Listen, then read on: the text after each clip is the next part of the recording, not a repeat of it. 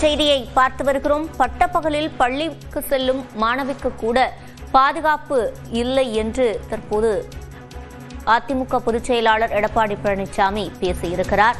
கூடுதல் விவரங்களை செய்தியாளர் சுபாஷிடம் கேட்கலாம். சுபாஷ், விவரங்கள்.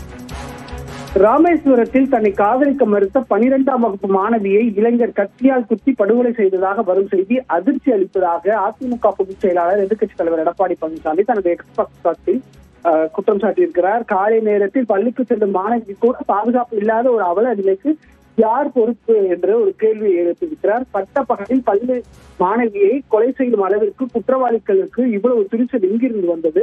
திமுக ஆட்சியில் சட்டம் ஒழுங்கு பெண் பாதுகாப்பையும் முழுமையாக குழி தோண்டி புதைத்து விட்டதே இத்தகைய கொடூர குற்றச் செயலுக்கு முழுமுதற் காரணம். முதலமைச்சர் அவர்களே, உங்கள் ஆட்சியில் அடுத்த நிமிடம் பாதுகாப்பாக இருக்க முடியுமா என்ற ஒரு கேள்வியும் எழுப்பியிருக்கிறார்.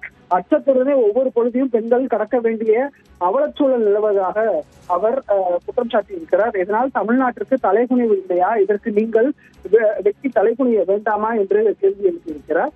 ராமேஸ்வரத்தில் பள்ளி மாணவியை கொலை செய்த குற்றவாளிகள் உச்சபட்ச சட்டப்பூர்வமான தண்டனை கிடைக்க உறுதி செய்திட வேண்டும் என திமுக அரசை தான் வலியுறுத்துவதாகவும், பெண்ணியம் போற்றும் தமிழகத்தை பெண்கள் பாதுகாப்பாகவே நடமாட முடியாத மாநிலமாக மாற்றிவிட்டீர்களே என்று மிகப்பெரிய ஒரு குற்றச்சாட்டை ஆளும் திமுக அரசு மீது எதிர்க்கட்சி தலைவர் குற்றம் சாட்டி வைத்திருக்கிறார்.